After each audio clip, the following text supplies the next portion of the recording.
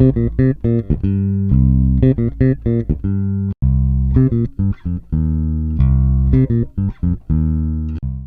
everybody. I'm Rebecca Richards. I'm co-director of the Belmont Gallery of Art, commonly referred to as the BGA. I'm here with my co-director, Adine Storer, and we've got a number of artists from the Transforming Belmont, Transforming Community Public Art Project. And we have also Dari Paquette, and I believe Naomi Ellenberg Dukas will be joining us as well. And they are the co-chairs of the Belmont Art Association. And they are the two women who spearheaded this project. So they're going to give us some background and introduce the artists. But again, I would like to turn things over to my co-director, Adine Storer, so she can chat a little bit about tonight's reception as well.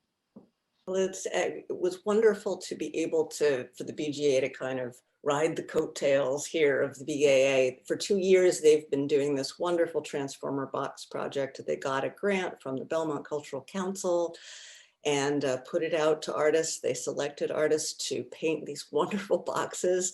And then I think it was Rebecca's idea. It's like, well, gee, wait. Maybe we could do a virtual show and show more of the art that these wonderful artists have done outside that people can drive by and give a whole sense of what's going on. So it's really wonderful to get to be in on this wonderful project, even if it's just sort of sliding in at the last minute. So I really want to thank the BAA for everything that they've done and all that they've accomplished. It's really wonderful, and I'm really excited to see next year. Woohoo! But it's been a treat to get to see what the artists are doing aside from these boxes, catch the similarities and see the differences. So I'm excited to hear what the artists have to say tonight. I just want to mention one other thing, is also Ann Mann was she was a donor to the project as well. So we want to thank local realtor and businesswoman Ann Mann, who's a big community supporter of the arts and other causes in Belmont. So so that's wonderful. Is she here tonight?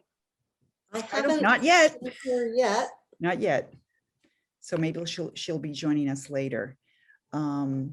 So Dari, would you like to talk a little bit about the metamorphosis of the project and how it all came about, and give our visitors some background?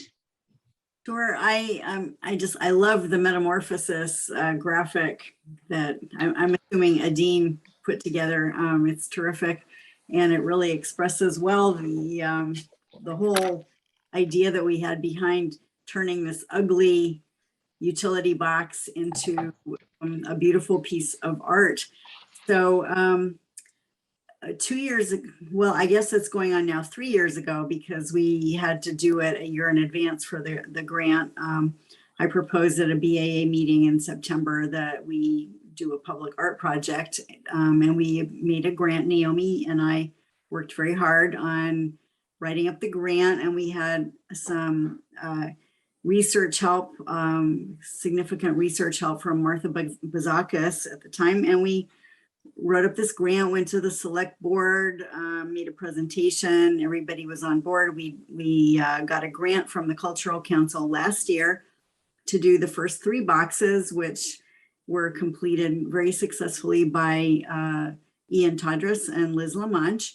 And then this past year during COVID, Naomi and I wrote another grant, and we were really blessed to have a very generous grant given to us, I think in part because of COVID, the silver lining to COVID, because a lot of the organizations that had public events were not able to have them, so they didn't submit money. So I think there was a little extra money to go to the Belmont Art Association for the public art. So we seized the moment, and we started off getting ready to do 4 boxes, and then Ann Mann so generously stepped up to the plate after she was inspired by seeing Nayda Cuevas's design and wanted to sponsor it. So we were thrilled, and we were able to do 5 boxes. So now we have 8 in Belmont.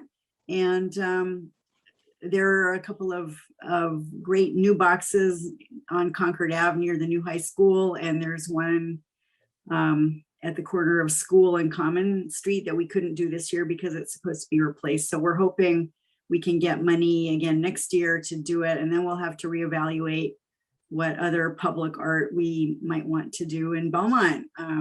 But we just so much appreciate the support of the Belmont Cultural Council, especially Ann Mann, and the artists all did a fabulous job. This year they had to contend within a 3-week period with 3 tropical storms. We had Fred, downpours, we had Henri, and then we had Ida. I think it was all within 2 weeks. And that was right when most of the artists were painting their boxes, and they valiantly struggled along. And I also want to thank the Belmont Police Department for their support this year. They notified their patrolling officers and donated some traffic protection materials for Ann Katzeff's box, because she was pretty close to a street corner that was busy.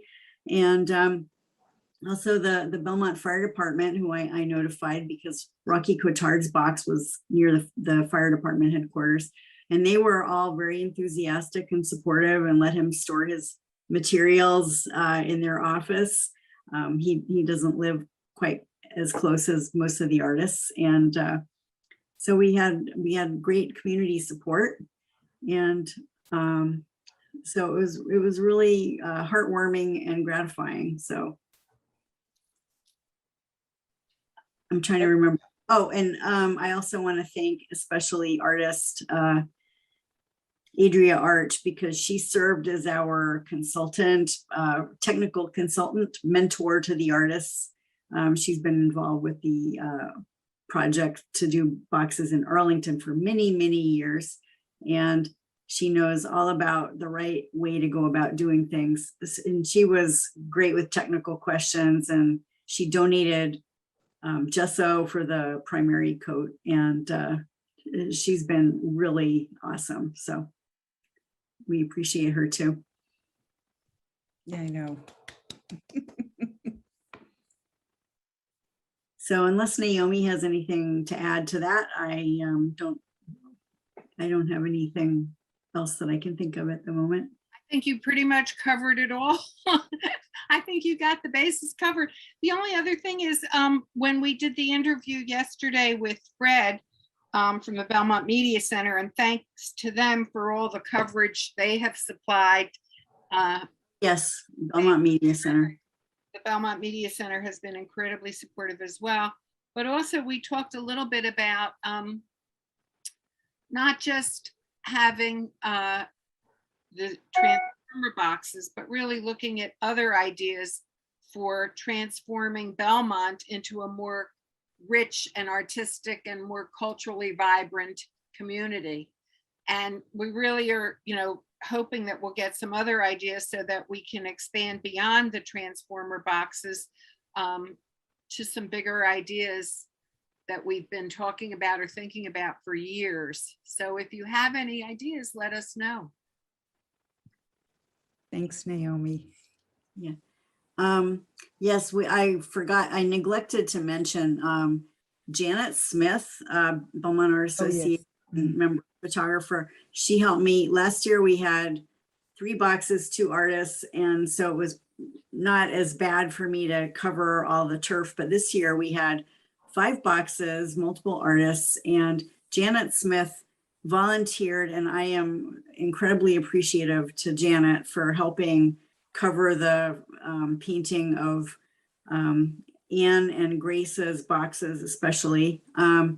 And Meredith Holt from the Belmont Media Center was such a trooper. She was out there hour after hour in the blazing sun as if she was one of the art, but she wasn't just one artist going to, doing one, but she went to as many boxes as she could, and she camped out for the whole duration. And she's working on a documentary about the whole process this year, and which I can't wait to see. But Meredith has been amazing. And Frederic Rigoulot, who isn't able to be here tonight, also started off with us and has been supportive. And Naomi and I chatted with her yesterday for the Belmont Media Center for her News Now program. So we really, really appreciate the Belmont Media Center's support. They've been phenomenal. You know, Adine and I were certainly aware of a lot of what was going on, but hearing the support that you got from the fire department and the police department and some town officials, I think really does, as you said, it underscores how important the sort of the community, you know, came together for this project, and there's a lot of support. And I think that's really wonderful. I think that's really progress in terms of getting official support for the arts here in Belmont. So bravo. Yeah, and we had a lot of community support too. It was a rare event when there was a negative local citizen commentary. It was rare because most of the artists last year and this year received a lot of support from community members passing by in cars or on foot or by bicycle. And there were a couple of naysayers who, you know, probably don't understand art, but I would say the vast majority of the local citizenry was really, really appreciative of the beautification of the neighborhood and the artwork that was happening and how much work it was for the artists to do the work that they did. And it's a lot of work to paint one of these boxes. It's a lot of work. They're big, and there are a lot of steps involved that need to happen in order for the artwork to not be very transitive. It needs, we want this to be permanent. We're making an investment in the community and the art, and we want the artists' work to be available for the public as long as possible. And so to do that, it's pretty involved. And so again, Adria Arch was instrumental in guiding us, but the artists were out there and they got a lot of public support for the most part. And I'm not going to delve into the I think one last year and one this year. Citizen was, you know, not real thrilled or not real supportive, and that was that. And everybody else, and lots of distracting horns honking as people drove by, and people really, really, really appreciated it. So that was great. And the artists deserve all the support they can get. Really, they did a great job, and I'm so happy with what they produced this year and last. Really, it's great. We've got 8 boxes now. We had none. Now we've got 8 great boxes. It's wonderful. It's so wonderful that the public could watch it happening in front of them. It sort of, I hope it helped them feel like they were participating in some way, which is the piece about community. You know, there's always going to be somebody. So, but just the fact so many people, horns honking, stopping to ask, it's just great. That's what art is, that kind of connection and communication and conversation. It's wonderful. Right. You know, the why are you allowed to paint this box, or the, you know, why are you beautifying my ugly gray box? I like it ugly and gray. That would be, you know, that was pretty small. You're welcome. And the artists that had to encounter the negative responses managed it beautifully and professionally, and I'm proud of them for that too. And as I said, last year, I know I didn't think to notify the police. So then Liz had to chat with a police officer at one point who was wondering, what was she, you know, are you allowed to do this?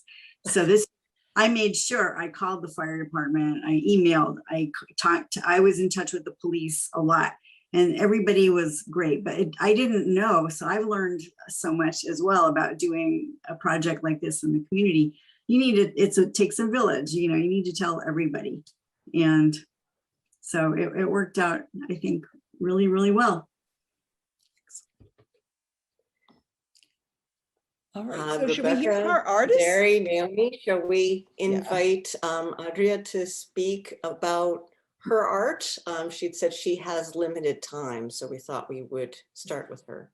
Yeah, so the work that is, in the show is sculpture.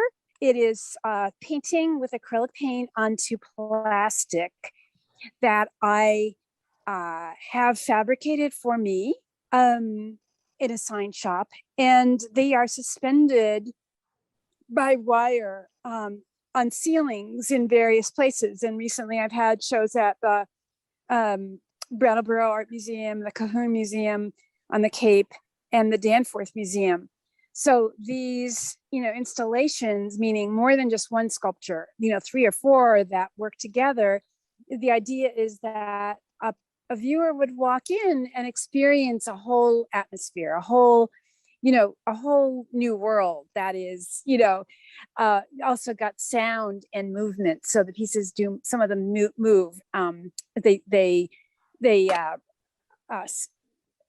rotate very, very slowly back and forth. So, but that is the kind of work that I do now, though as I said, I had been a painter for many years. And so I bring, my years and years of acrylic painting to, the works that I do outside. And I love public art. I've been very involved in Arlington's public art programming since 2010. And, that's been a real joy to see that come to fruition. People have really responded and loved it. But of all the programming we do, most people in Arlington know what we do because of the utility boxes. So they are always the most popular, and people love to see the artist painting.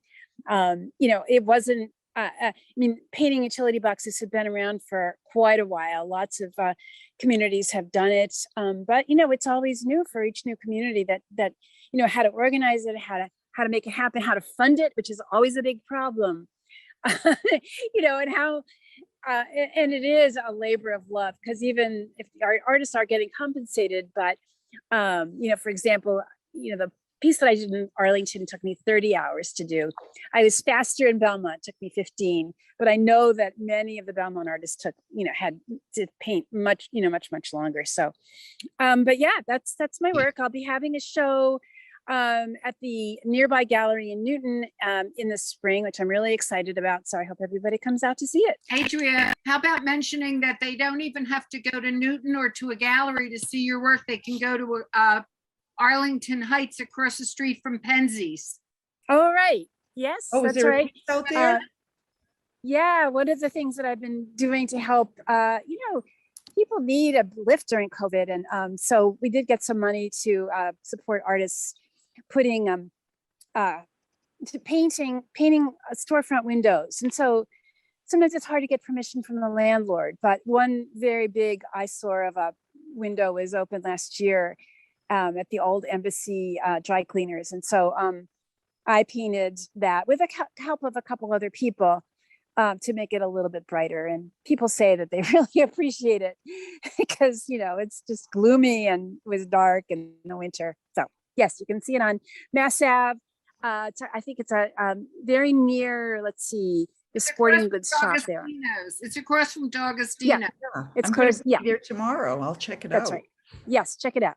Can I ask a question? Does anybody among the group of artists, or Adria or Derry or Naomi, do you know the first community that started this project? Like, I'm just curious, where Yeah, the I United think I States do. originated.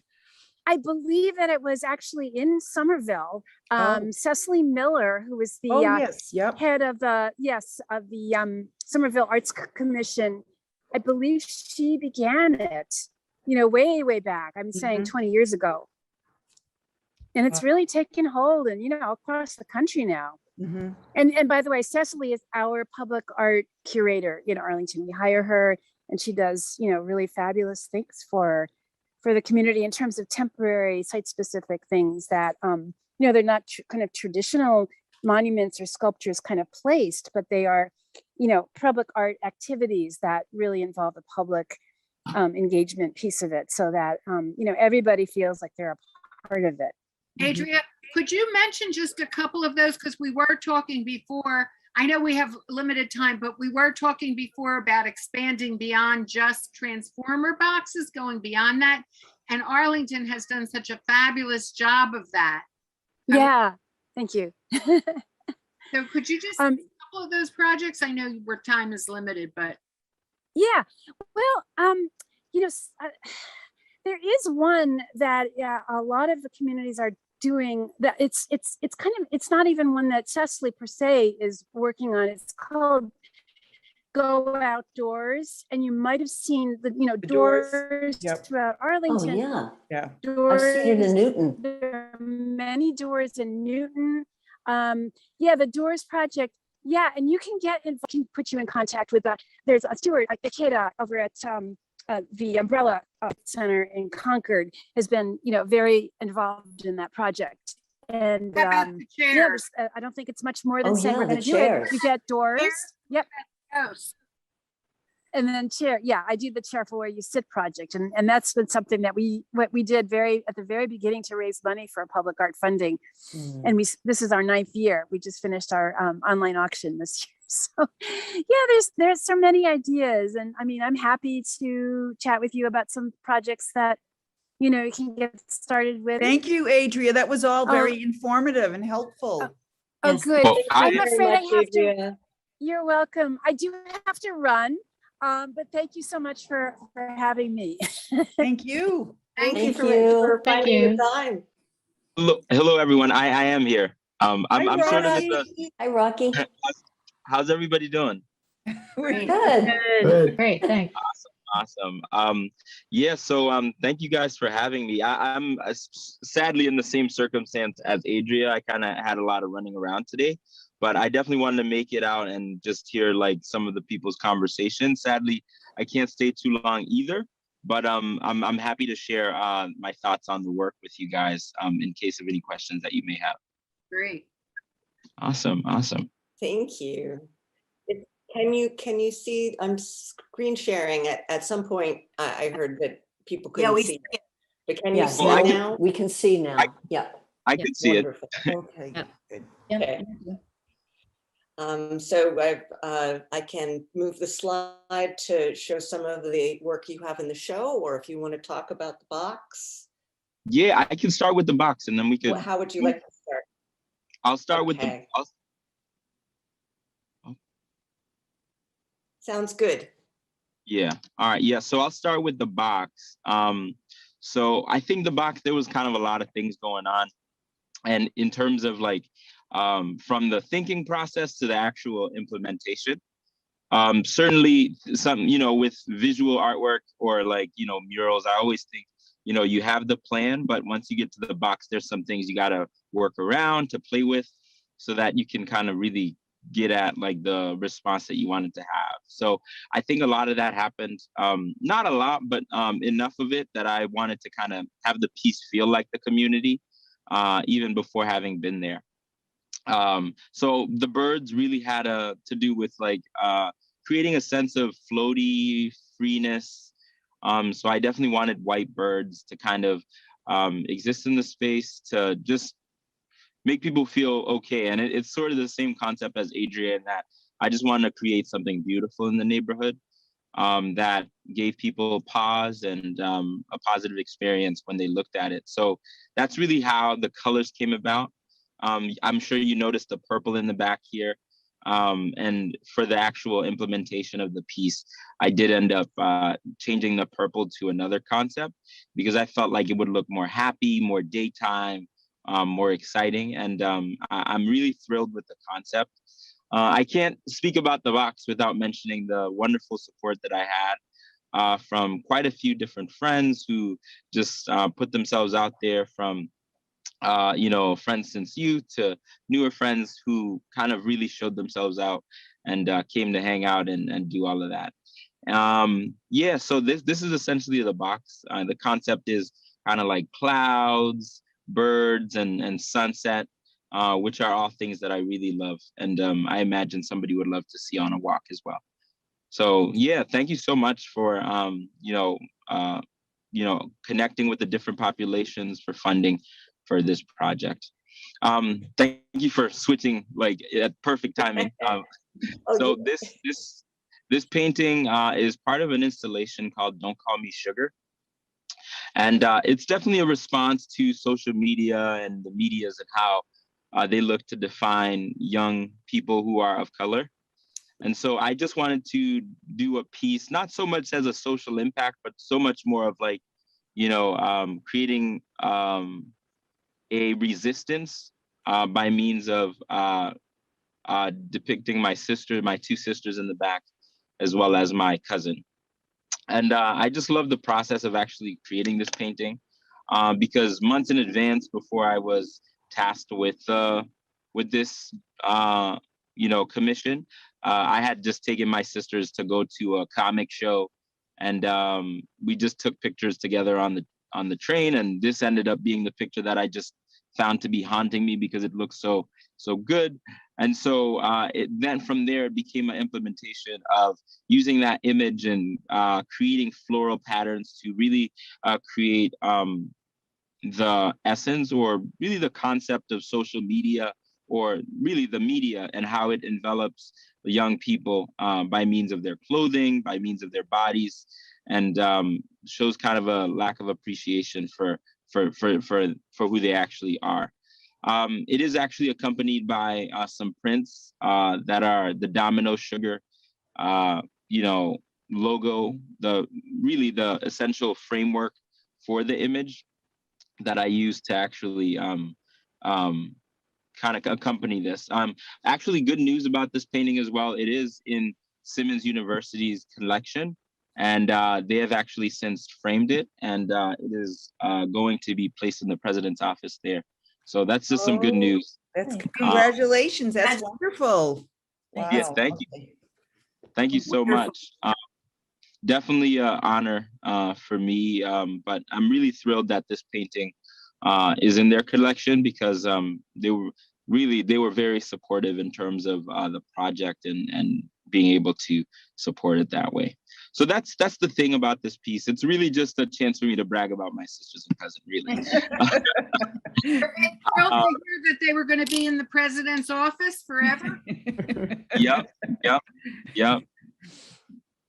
So moving right along to the next slide, is kind of a mix of different things.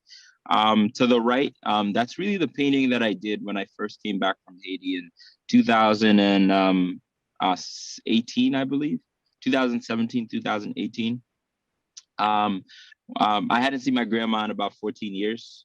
So this piece, no matter how far my career gets, I think it will always remain kind of a crucial, important piece of mine. And I think since having made it, there's always that piece that you feel like you want to be in the place of again.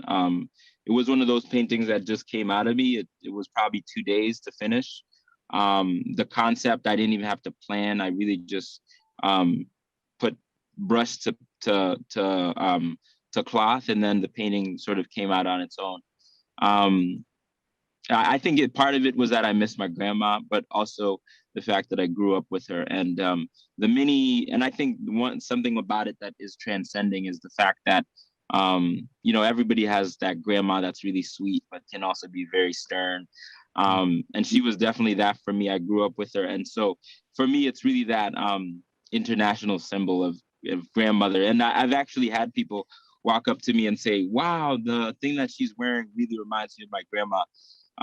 But within that painting, I really wanted to do something that was just about depicting her the way that I remembered. And so that's that one. And for the painting, the image in the middle, those were back when I had quite a lot of different space to do printmaking. I took intaglio, and I saw somebody on the train with a lot of bags. I always loved drawing people on the train, and she was this elderly figure. She just had a ton of bags, and it was just very interesting and fascinating to me. So I took it, processed the image, and just kept working it and turned it into a print.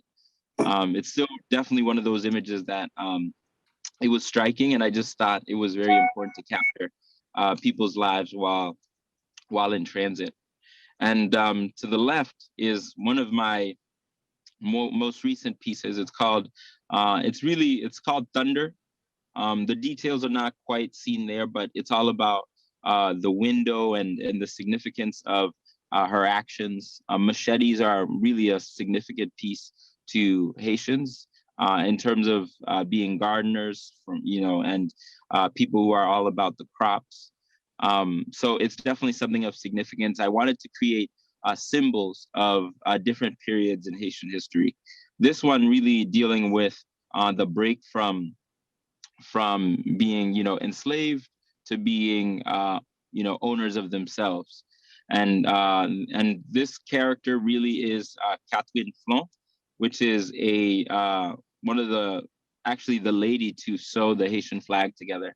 And if you haven't really looked up the history of the Haitian flag, not necessarily anything political, but more so of just a story that sounds really cool, and it's pretty inspiring. It's the story of the creation of the Haitian flag, which was essentially sewed on by Catherine Flon, who took the white from the French flag, the revolutionary took the white from the French flag and then asked her to sew together the red and the blue, which then became Haiti's flag. And so I just thought that story was a really cool story, to be honest, for a nation to be created from the existence of another and to thrive.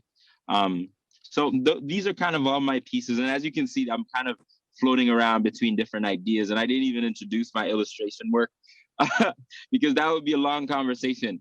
But I'm constantly working on so many different things. And as an artist, I don't really, tell myself that I can't work on one particular thing. These are also, another dimension to my work, prints, dealing with Haiti. A lot of the concepts that I work with have to do with Haiti. Both of these are drinks native to Haitians. To the right, it's a beer, Prestige. If you haven't had it and you drink, you might want to try it out. And to the left, it is Kolakuon, which is something that was very present for me in terms of my experience throughout life. This was influenced by Andy Warhol, I must say, primarily because his Coca-Cola images. I thought, I wonder if different cultures have drinks that are native to them. And so, this was really kind of a research into that, starting from my own experience. Yeah. But I think that's it for my work. But I would love any questions that you all may have. I would love to answer that or anything like that. So I have, oh, sorry.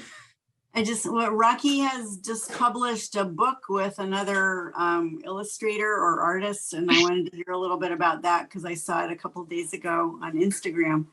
So I don't know if you want to talk about that at all, or. Yeah, surely. It's kind of like one of those things. So I'm as not shy as I am. I think I am a little shy. So thank you for taking me out of there.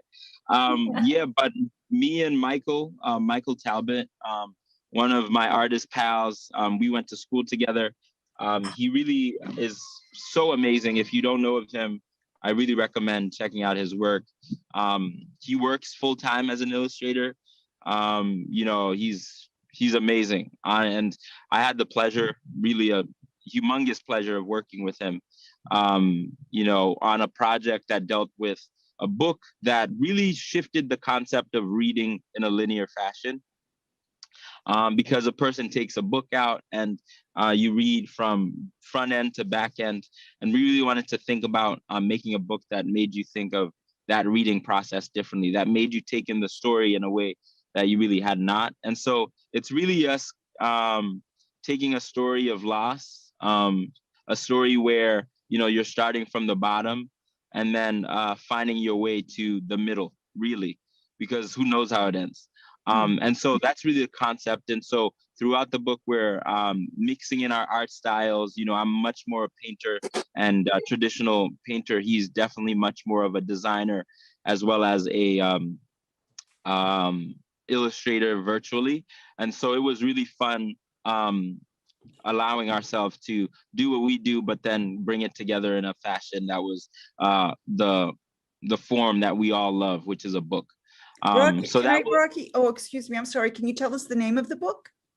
oh, good. You see, thank you. That is an essential thing. It's called The Call. The Call is the name of the book. Okay. If you go on my Instagram currently, it is actually on the last post. It has been ordered. And honestly, I think we will be taking pre-orders if anybody chooses, but the book will be released at the CAA. I believe there's a show going on in accompaniment with Helen Poppenshaw and Mary. The show, I can actually send you more information if you'd like to share it. Yeah, Just because share it.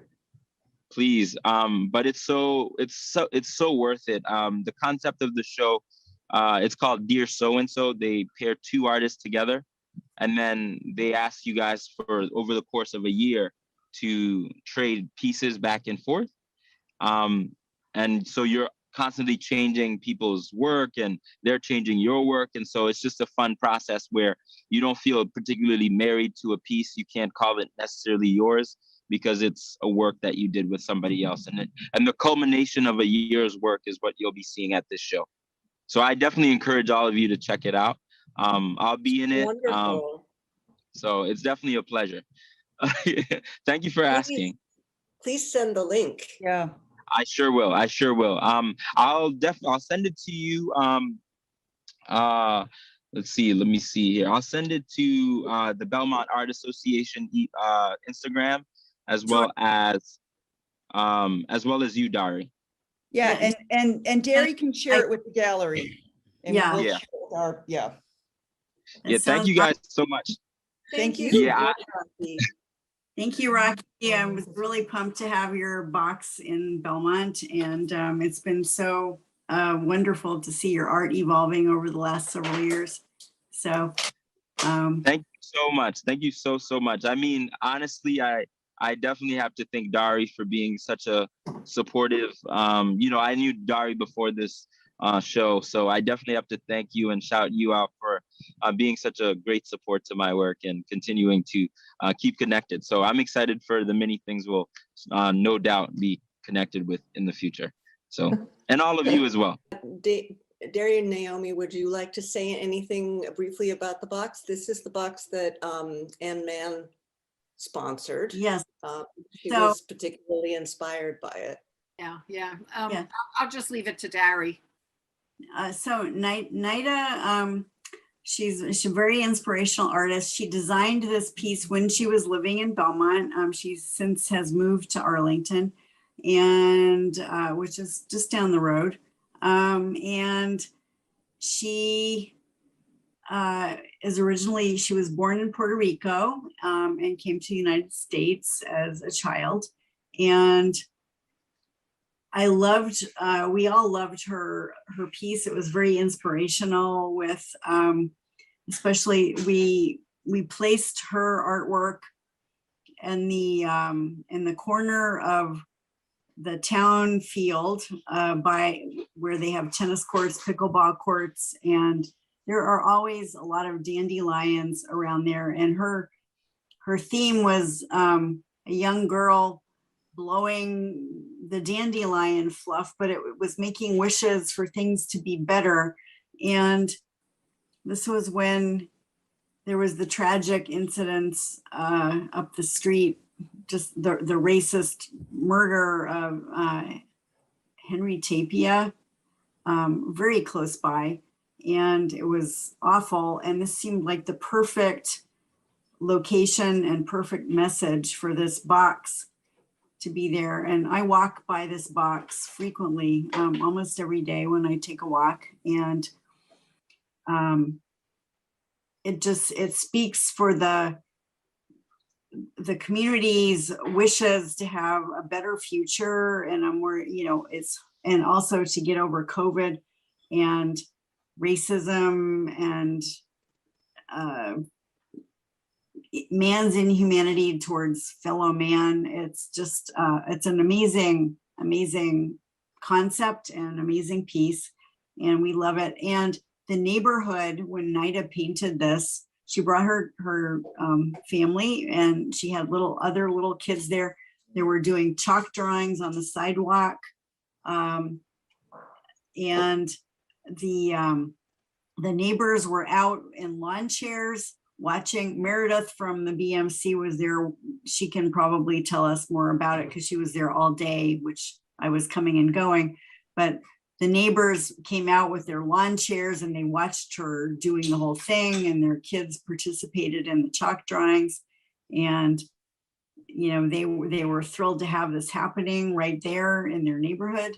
And it's just such a wonderful, there's a lot of goodwill and love behind this piece. We were all thrilled to put this piece in Belmont, and Ann Mann saw it and said, I want to sponsor this box. And we were just overwhelmed with gratitude by that, because that gave us the opportunity to have a 5th box. And it's just, it's a great box, a great message, wonderful artwork, and a really perfect location for it. So I don't know if Naomi, if you have anything else, or if anyone else who's seen the box, or Meredith, I know you're filming, but you can participate. You were there, you saw the whole thing happening. Sure. I don't mind saying something. I just want to say it was exactly as you said, Doris. The neighbors came out. There was in particular one family with a young boy who's not young. He was like 12, 13, and he wanted to stay the whole time. And then there were these other kids. She had chalk, and she had these 5 different words that are also on her box on the sidewalk, and the kids could make their own wishes. Those were her wishes for change, and they could write their own wishes, and they were all drawing pictures, and it was a whole very much community event. As she was very focused in just painting, and she would stop to just give brief directions to what kids could do, and then it just all happened around her. It was amazing. It was great. Yeah, Great. it was wonderful. Do you want to see Nayda submitted these images of what did she call them? Strong Latinas. Yes. Yeah. And I particularly love this one. Oh, I know. This is really Yeah. exciting. Yeah, she's had a show. I forget where the show was. I wish she were able to be here with us. There's more information on in the show on the virtual website as well. Yeah, The virtual yeah. BGA.org. Yeah. Yeah, I just can't pull it up from my overwhelmed brain at the moment because we have so many wonderful artists, but this was a great portrait series that she did, and very impactful.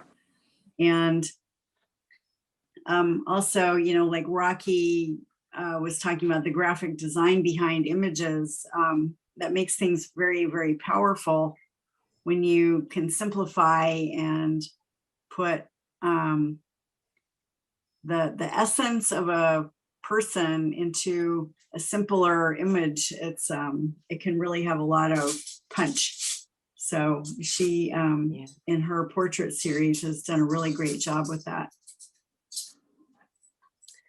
I am looking at the time and it's already 7:53. So we need to go on to the next artist then. And Katzeff.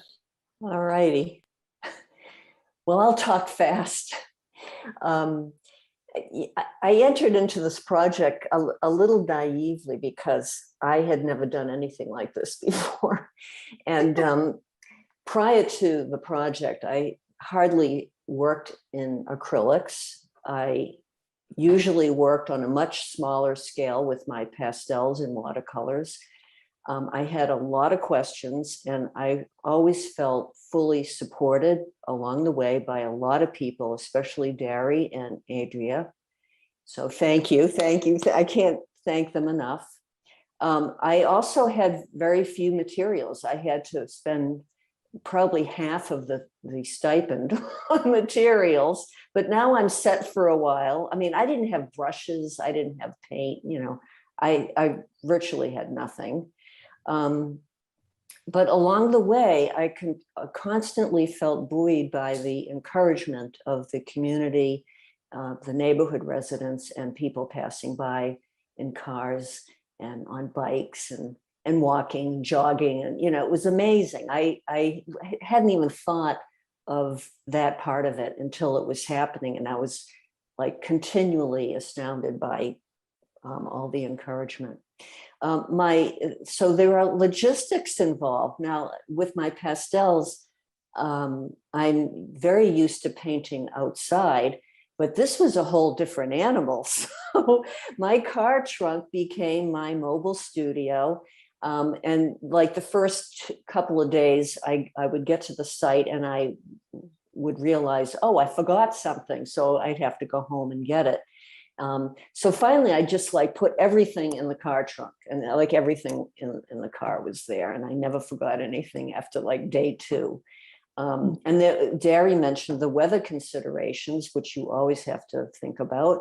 And especially with the paint, it was so humid, it's so hot. And so do you paint in the early morning or the late afternoon? And if you paint in the late afternoon, you know, the light, and, you know, like, oh my God. So my brain was fried.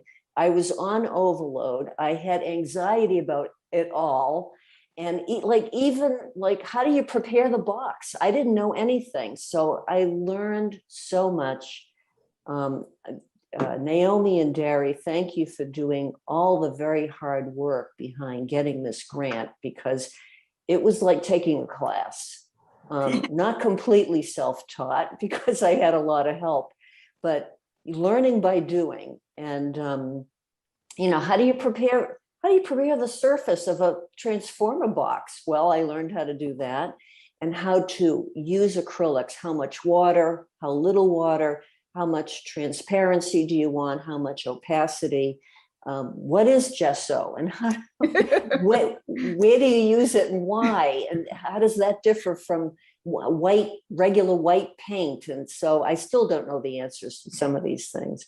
And then when I was finally finished and I got to the varnish, well, there was a whole slew of questions about that, and applying the varnish, and how long do you wait between the applications of varnish, and then the anti-graffiti thing, you know, that was so much more liquidy than the varnish. The varnish at least had some like viscosity to it.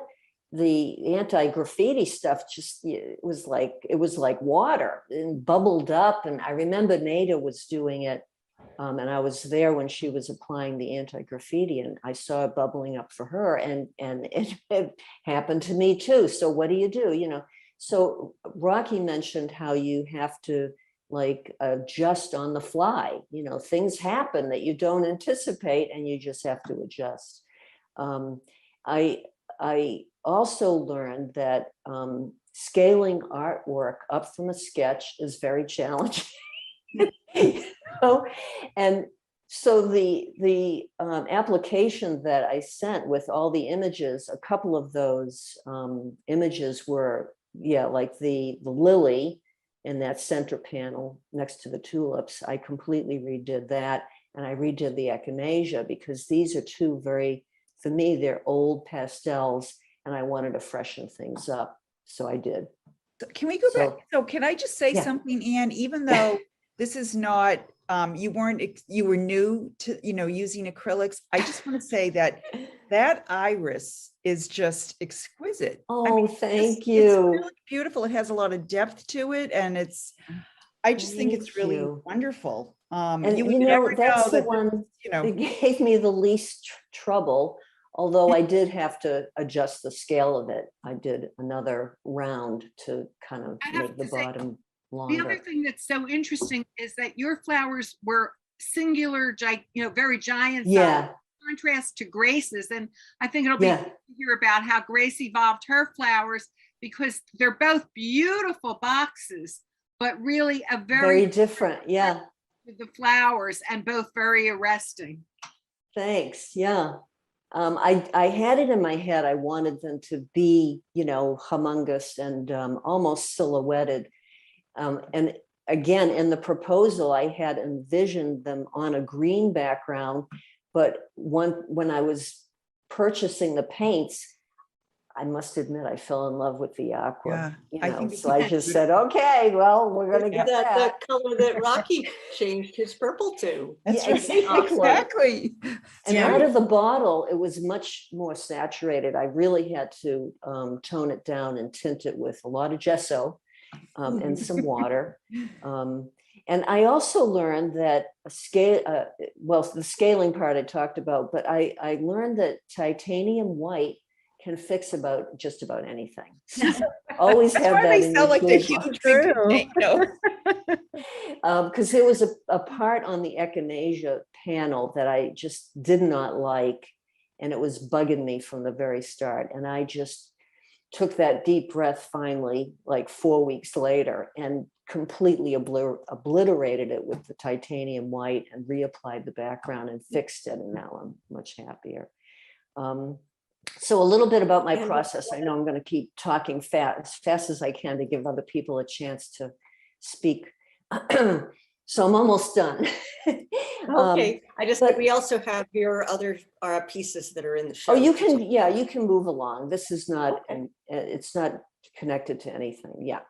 My general process is that I prefer to paint alone, but I love public art. And I love being out in the world and I love talking. So it's really hard to reconcile the two. But I have found way before this project that I cannot talk and paint at the same time. For me, they're like two different brain activities. So for me, being in such a public space and with Meredith, I mean, Meredith was there so like every day for the first couple of weeks. And I found it, she may disagree, but I found it really challenging to stop myself from talking and get back to the painting and you know, always recalibrating that balance. And when people go by, you don't want to be gruff and say, I can't talk now. You want to share the excitement of the project, but also balancing it out. So while I'm painting, certain phrases are repeating in my head that kind of keep me in the moment. One phrase in particular is, who owns the shadow? And that helps me figure out what's going to be on top of the other and where the shadows are, where the light source is and where the shadow would lie. Another thing that I always want to remind myself about, because I like to paint somewhat realistically, but I don't want to have that be my style. I'm more representational than anything, but I want to speak from my heart. So it's more about, you know, like that tree, this tree was not purple. I don't care. I wanted it to be purple. And the sky, maybe it looked like that, maybe it didn't, but I am always like gauging what is in my heart versus what am I seeing. And it helps me find the boundary of how far I want to push that representation. And the other thing that kind of repeats in my head a lot when I'm nearing the end of a painting is, am I futzing or am I finessing? If I'm futzing, it's time to stop. And I mentioned that while I'm painting, my brain does work differently because speaking takes me out of the painting mode and it's like a timeout for me. So it's actually, painting for me is a form of meditation. I have a very busy mind. And so painting quiets my mind and really focuses me on every stroke. And I just get totally immersed. I'm become part of the painting almost. So it transports me to an entirely different dimension. So this is a good way to end with this orchid. Yeah, the orchid kind of looked like that.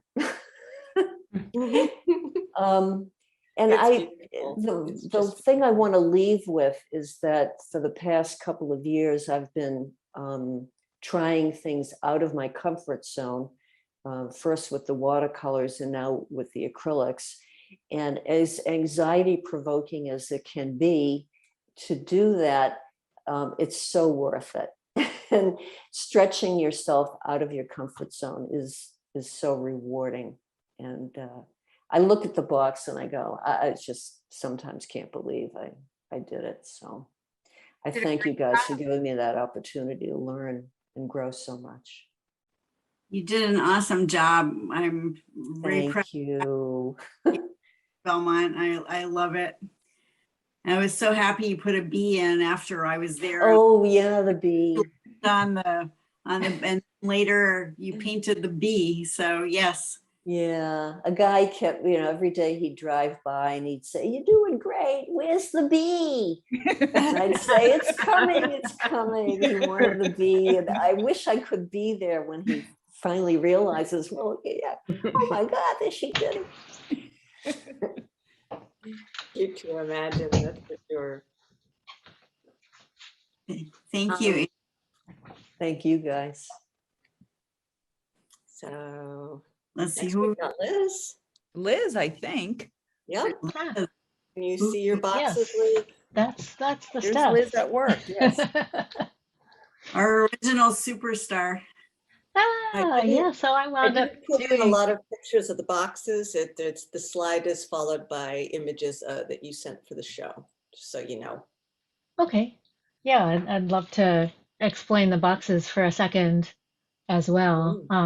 I wound up doing two of them, like 2 summers ago, 2020, and it was in August in like apparently the hottest week of the year or something.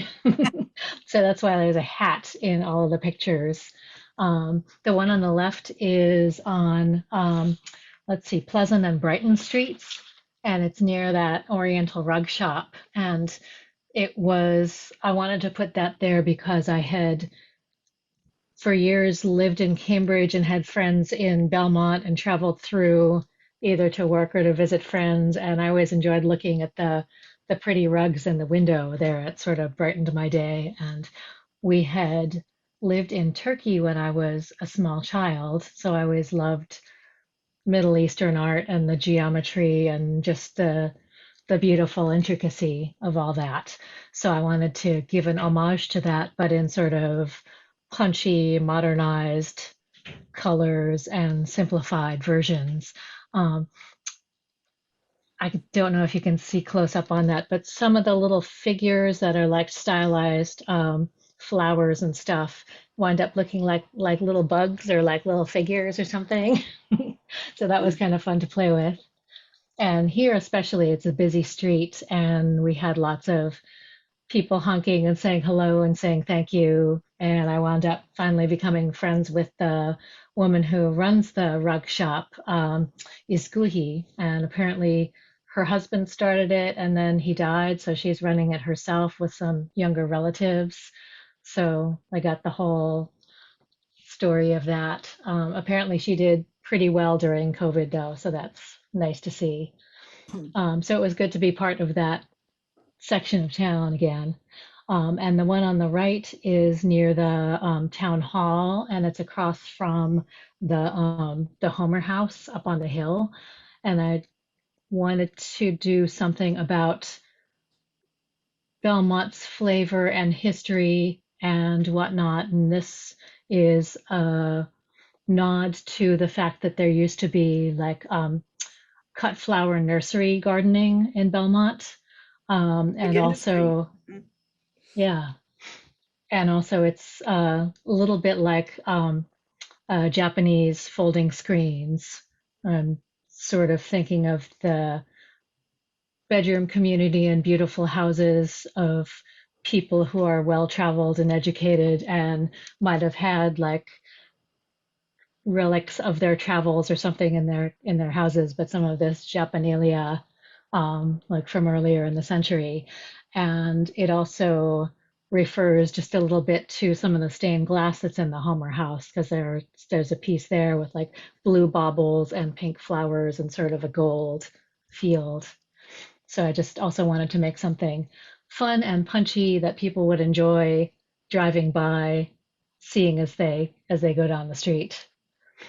I think when we saw your design submissions a couple years ago, Mm. it was interesting because these are two very different, different looking boxes. And the one with the flowers to me has a very, I don't know, I thought it had kind of a lighthearted, free form sort of feeling to it. And we loved all three of your designs, actually. And I remember I'm in the area where the rug store is. I'm at the Restoration Project, usually across the street. Oh, But yeah. that is such an amazing piece because it really looks like an Oriental carpet. I mean, it's really quite exquisite. And there's a lot of very fine detail, as you just mentioned, Liz, in that piece. Mm. I just want to say something that's a slight aside. It is about Liz and her other work, but I just want to mention that I was watching television a few months ago and they did a little piece. I saw your stencil about President Obama. And I just wanted to mention, I was all excited. I said to my husband, I know her. So that it was like a marker where he had lived as a law school student. I think you had done a stencil. Yeah. So, Yeah. and it was Yeah, actually, it was a wonderful piece on thank the you. sidewalk. So yes, okay. Just wanted to mention that. Yeah, Another piece of public art. That was a very strange short television spot. We talked for like Yes. 45 minutes and a half a sentence came out the other end of no particular reason. Yes, but they did But mention you. that was a fun guerrilla project because I and my friends always thought it was really cool that Obama had lived in the Somerville basement apartment when he was in law school, and there was no marker or anything. I actually tracked down the landlord of the building, and he said, "Oh yeah, I've been meaning to like put a plaque or something, but I haven't done it yet." So it seemed like he wouldn't mind. So it's much easier to sometimes just do something without asking permission. Right, So I right. hand cut this giant stencil, and a friend and I went over early one morning and put it on the sidewalk. But it looked very official, so Yes. everyone thinks the town did it. Yes. So I was glad to see that. Yee. Thank mention- you. Liz's box near the town hall and opposite the police station. You can see the top of it if you are coming from Lexington down Concord Ave, getting ready to cross Pleasant Street. And if you glance to the left and see her box when you're waiting at the traffic light, you can see the top of her box. And There's a flower on that too. there's a flower there too, and you don't have to. And the people at Varder's who love your work, they came out, they loaned me a step stool to photograph your box so that I could get Oh, the top of that. Yeah, it's a different like stripy rug design. yeah, I almost fell off, but I didn't, thank goodness. And Oh, good. they really appreciated your work, and they loved it. They interrupted talking to a potential sales customer to loan me their step stool so I could photograph your box. They love it. Aw, So anyway, thank you very much for they're all. just lovely people. They gave me some water while I was working and stuff too. And I love all your work in Salem and elsewhere. It's wonderful, your sidewalk and street pieces. So Thank you. on It's On really screen right lovely. now, The goddess of I- Winter Hill. yes, this is, I have prints available. This is a street art piece that I did a few years ago in Winter Hill on the back of the post office on Broadway. You can see it from the Winter Hill Brewery outdoor tables, but it's sort of facing the back parking lot. And that was for a block party that the town hall put on of like this music and art and fun stuff. And I did a live painting during the party. And this was a year or so after we had that really hard winter. So part of it was our PTSD about everything having been so cold and there had been so much snow. But it's also sort of making a goddess for the neighborhood, which it was a like historically Italians. I have a sort of Athena with the owl there, and it's based on a selfie that a friend of mine took. So I just had a lot of fun with it. And some of the others here are things that I've been playing with. I finally got some studio time to actually do little paintings, and it's so rare that I'm not outside responding to a place or someone's desires for a commission or something like that. So this was a long time ago. I had really enjoyed doing these sort of graphic designy, mathy things about like the math and natural structures, or the getting into a reverie or meditative state and thinking about the structure of the universe. And when I put those down on paper and showed them to an art teacher many years ago, they said, "You can't do that. That's not real art. You need to draw a picture of a thing." So I was squashed for years and years. And then I finally, a while ago, saw the documentary on Helma af Klint. Oh. God damn it, I'm gonna do those funny mathy things now. So that was just wonderful color and shape playtime. Yeah, that's the series. I also have another show going on in Westford right now, which is more reminiscent of the street artwork that I do, with layers of like international symbols meaning particular things. Like they're all about my hopes and dreams for the world, and each one is a particular like desire. And the last one that you had in the previous slide is a print off of a detail of a giant wall hanging that I brought to Burning Man a couple of years ago, the one with the eye and the hand. And that was about, the theme of the year was I, Robot. It was about machine and human, like what is it like to be human in a technological age sort of thing. And that large wall piece was shown with color changing LED light shining on it. So it would flip and flop and cycle and animate as you were watching it. And I tried to express that kind of change in the still print as well. Do you have any video of the Burning Man, the wall with the lights? I believe there is a video of that one on my YouTube channel. If you search YouTube for Les LaManche, there's a channel there. I personally love the palette of these, the colors in these pieces are really exquisite, really beautiful. Yeah. I just love bright, saturated, contrasty colors. I think they make my brain happy in the same way that beautiful music makes other people happy. We have 14 minutes left, and we've got All right. Okay. artists. Thank so you, Liz. Thanks, folks. Thank you, Liz. Thank you so much, Liz. Who's next? Grace? Is Grace next on the alpha? Or is it It's Grace. Grace. Yep. Grace? There's Grace. Hi. Yeah. Thank you for gracing us with your presence. No, thank you for having me tonight.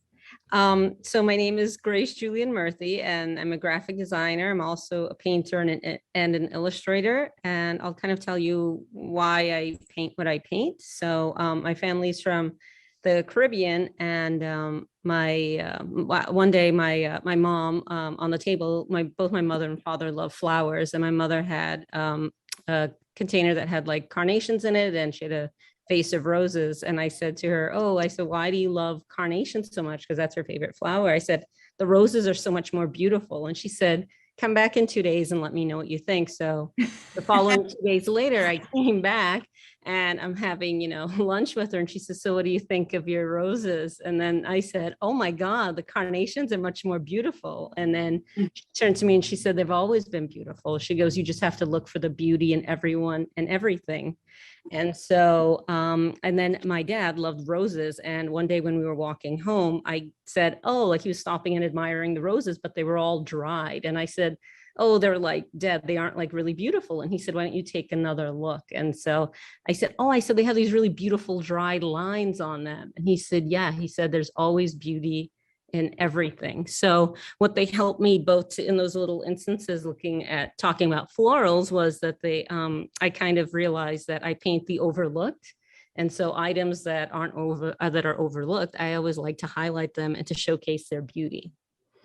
And so, and that's sort of what I did with the pansies, because they are sort of this common flower that everyone sort of sees, and yet no one really appreciates, or sometimes their beauty is sort of overlooked. So I thought by scaling them up and making this sort of cluster of it, that they would be, it would highlight their beauty. They're wonderful. I love going past there. That's near my house, so I pass there every day. Right by Starbucks. I never overlook these. I love pansies. They're my favorite. Oh, good. I'm glad. Yeah, so I love your box, and I love your design, and Beautiful. Yeah, and so these are other kind of nature related sketches that I do. And I also love drawing with like black outlines. I always loved, drawing cartoons as kids. And so I remember a kind of a comment, I think, throughout my art career where someone was like, oh, but the black lines are, they only mean, they're so cartoony. And I said, oh, well, actually, so I kind of took that as a challenge. And I was like, oh, I said they can vary in length and width. They have different feelings. So you can use that outline in sort of different mediums. And so I kind of took it upon myself to kind of create this world that's sort of pop art and sort of illustrative that uses these black lines throughout all different medium. And so it expresses different feelings in different pieces. I mean, one of the things Adine and I were saying this earlier, I mean, it's like several other artists here this evening as well, but Adine and I, we know Grace's work. We see her work, and we know if we didn't put a name to it, we know that it's something that Grace has made. And I particularly loved that piece with the leaves and the acorns. We had that in a BGA show, and I really loved that piece. That's one of my personal favorites of yours. Yeah. Oh, thank you. Yes. And so, so I think I just take different elements. So whether it's a donut or, florals or leaves, and I use them in different medium. And so the one on the left is actually sort of a paper mache one. And so I wanted to highlight that even though it's that donut shape, that it sort of can lend itself to kind of other elements. Yeah.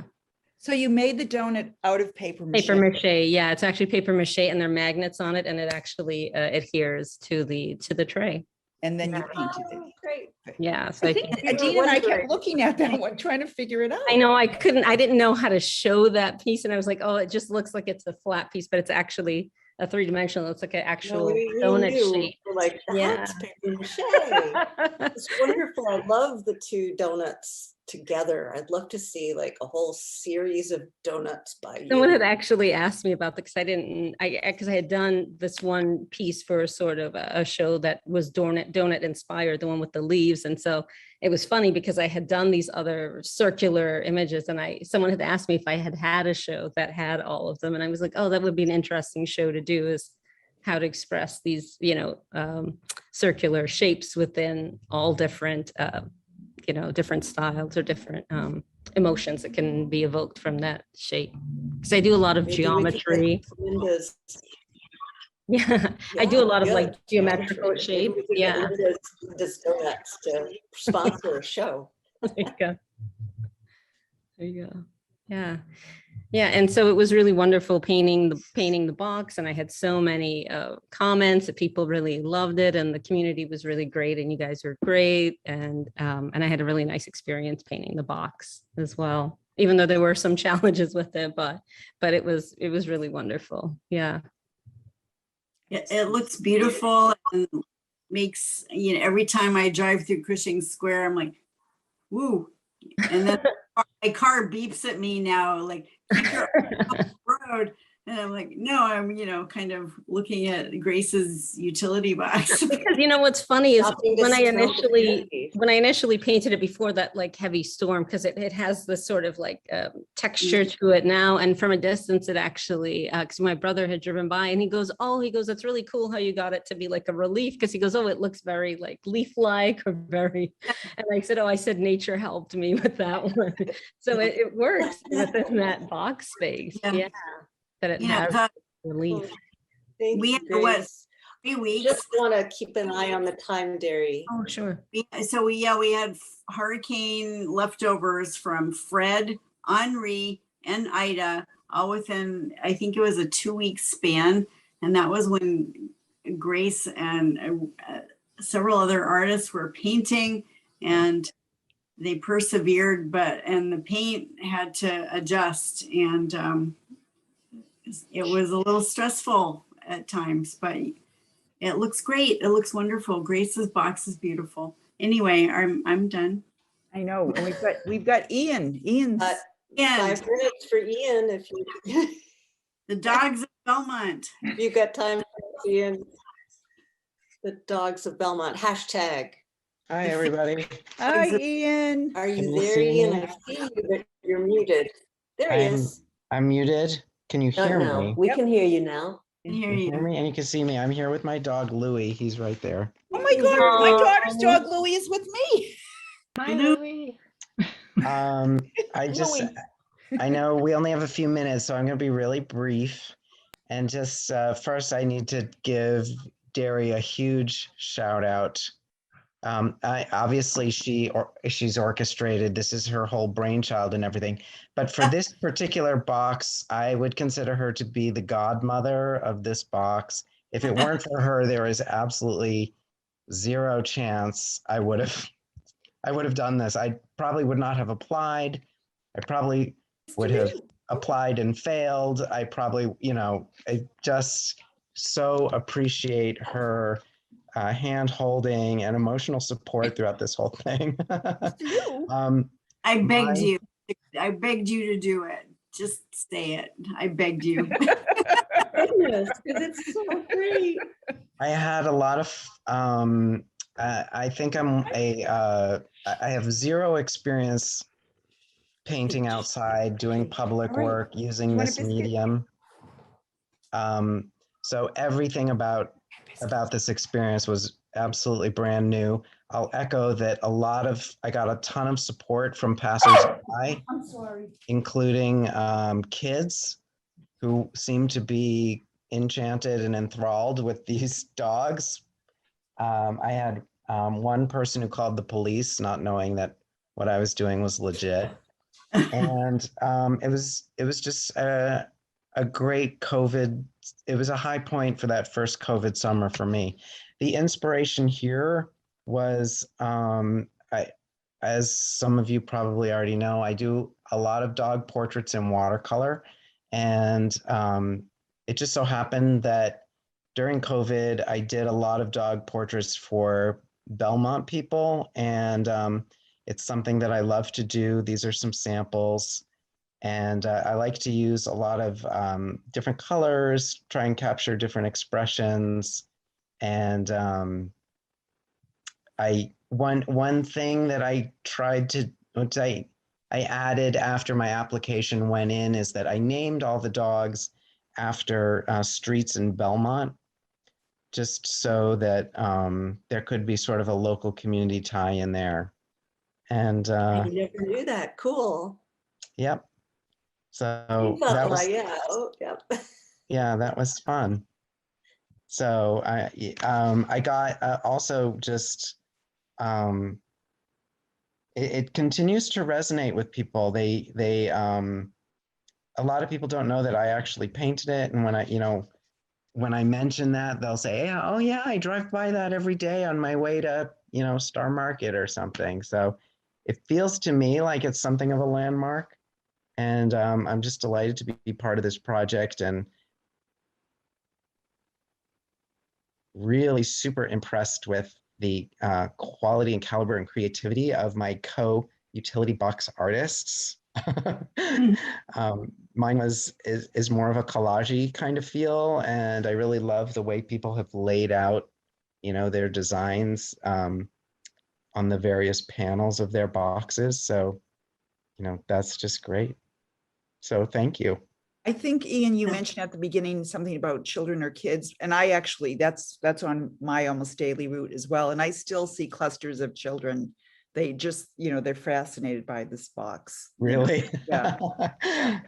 Yeah. The dogs have so much character. Yeah. So Thank you. if there's time, I just want to say, Ian was, he was a reluctant participant because it was way out of his comfort zone. And I practically begged him to participate. He really stepped up to the plate. He did a great job. And his box is one of the most popular ones in the community. When I was there taking pictures of him painting his box, there were older kids on bicycles and little kids with their moms pushing them in strollers, and everybody loved Ian's box, and the dogs. Everybody was enchanted by the dogs. And even, if it needs to get redone in a couple of years, which if it starts to deteriorate, which Adria Arch tells me these boxes all need to get, touched up, etc. Even if it does, we hope Ian will, be able to do it, because we have so much joy that Ian's box has brought to the community. And it was COVID, and Ian brought joy to a COVID community. Really, this is the whole message of public art. And so I'm very, very, very grateful to him for doing this. I know it was a stretch, and he did really a masterful job at stretching himself and making this great public art piece. With everybody loves dogs, there's a lot of dogs in Belmont. Everybody loves dogs. So thank you, Ian, and you did a great job. And your box is still there as a testament to your community dedication or participation. Or I can't remember the right word I'm trying to think of, but you love your community. Thank you. You back, and your box is a great testament. So thank you. They're all so wonderful. Derry, thank you so much for putting this all together and letting everyone participate. What a great community. It's transformed Belmont, and it will keep transforming it. We're all out of time. Rebecca's waving. Derry, any last thing? Naomi? Nope. I'm done. Okay. Well, I appreciate thank you, everybody. I appreciate all the help from everybody involved. Rebecca, Adine, Meredith, Naomi, my partner in crime, etc. Thank you very much, everybody. Thank you for putting this together, everyone.